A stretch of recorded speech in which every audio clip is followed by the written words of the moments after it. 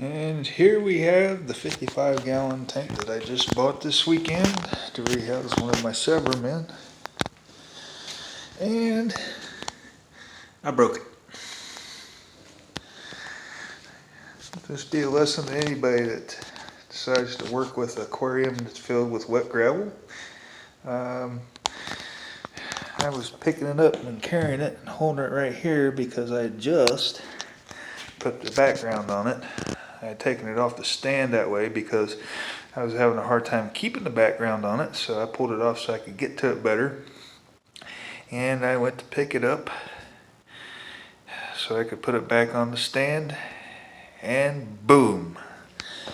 And it made a big boom.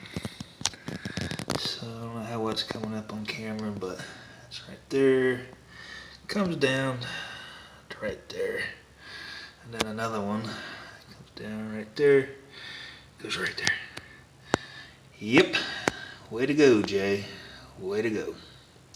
Fortunately, I had another 55-gallon ready to go, so we'll go downstairs and take a look at that. And so, here's the final product.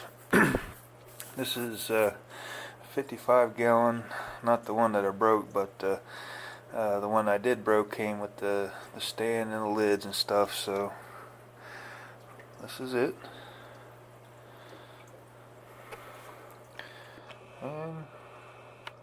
There's the turquoise Severum. I've got them with currently 4 tiger barb tank mates. I know they're okay. I asked a local fish keeper about tank mates, and he said that he thought that the tiger barbs were a good choice. Don't really have any problems as far as the Severum goes.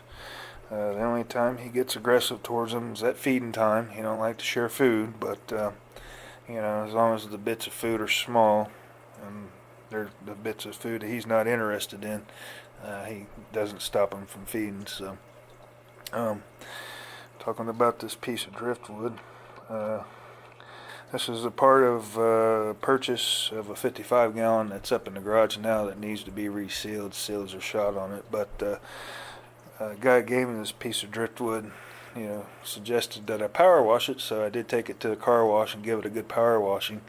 I think it's just an absolutely beautiful piece of driftwood, and maybe a little bit big for this tank, so I might consider putting it in another aquarium that I have up in the garage that I need to work on.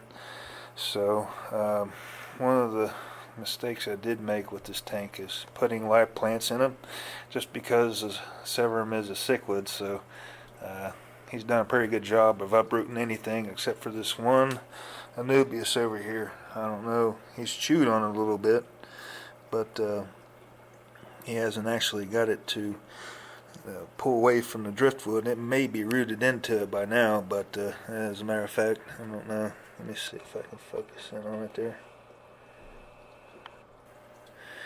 There, you can maybe see some roots are down in the crack. That's probably why he hasn't been able to pull it away from the driftwood, because it has rooted in.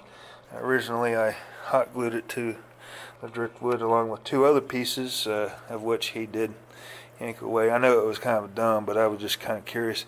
Just the way the tank is, the way this tank's set up, I thought plants would look really good in here, and given the way that the Severum's treated them, I might consider doing some plastic ones in here. I'm not a big fan of that, but I just think the green plant work looked pretty good in here, so I'd like to have some more. So I might go that route with it.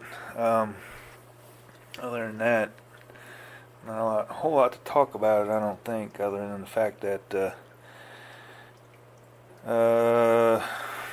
let's see. No, I think that filtration system's going to stay the same for a while. I mean, that's a Aqua Clear 110, so I don't think I need to change that anytime soon. It should be adequate for the life of the tank. Well, other than that, hope you guys liked the video. If you did, hit a like, and until the next one, see you maybe down in the comments section.